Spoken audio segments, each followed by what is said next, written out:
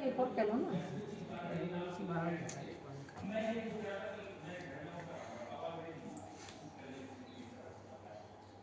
यह त्योहार कार्तिक शुक्ल पक्ष की द्वितीया को मनाया जाता है। ऐसा कहा जाता है कि इस दिन सूर्यपुत्री यमुना जी ने अपने भाई यमराज को भोजन कराया था।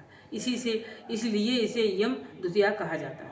कथा पौराणिक कथाओं के अनुसार सूर्य की पत्नी संज्ञा के 2 संतानें थे। उनके पुत्र नाम न करने के कारण उत्तरी ध्रुव में छाया बनकर रहने लगी। इसी से ताप्ती नदी तथा शनिवार का जन्म हुआ। इसी छाया से अश्विनी कुमारों का भी जन्म हुआ, जो देवताओं के वैद्य माने जाते हैं।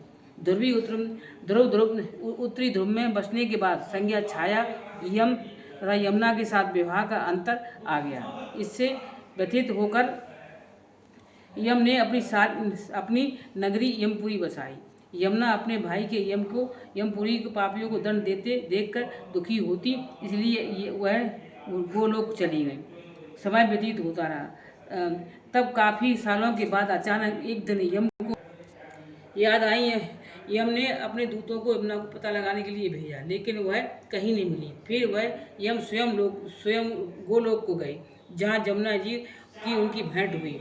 इतने दिनों बाद यमुना अपने भाई से मिलकर बहुत प्रसन्न हुई। यमुना ने भाई का स्वागत किया और बढ़िया भोजन कराया। इसमें भाई यम ने अपना प्रसन्न होकर बहन से वरदान मांगने के लिए कहा। तब यमुना ने वर मांगा कि हे भैया, जल में स्नान करे हुए यमपुरी नहीं जाए। वर सुनकर यम चिंतित हो उठे और यम मन ही मन विचार करने लगे कि ये वरदान तो यमपुरी सत्य ही समाप्त हो जाएगा। भाई का चिंतित देखकर बहन बोली, भैया आप चिंता न करें, मुझे यह वरदान दें कि जो लोग आज के दिन बहन के यहाँ भोजन करें तथा यमुना नगरी अपनी विराट घाट पर स्नान करें, वे यमपुरी नहीं जाएं। यमराज ने उसे स्वीकार कर वरदान दे दिया। भाई बहन से मिलने के इस पर्व को अब भैया दूज के रूप में मनाया जाता है। अब एक और कह रहे 3 नहीं होती, बस वो अभी 2 ही कुछ कहानी उसकी करवा चौथ इसकी गणेश जी भैया दूज की 2 है। नहीं, फिर 3 हो जाएंगी फिर कहानियाँ। तो गणेश या तो 4 कहानियाँ, तो एक गणेश जी की हो गई और एक भैया दूज की।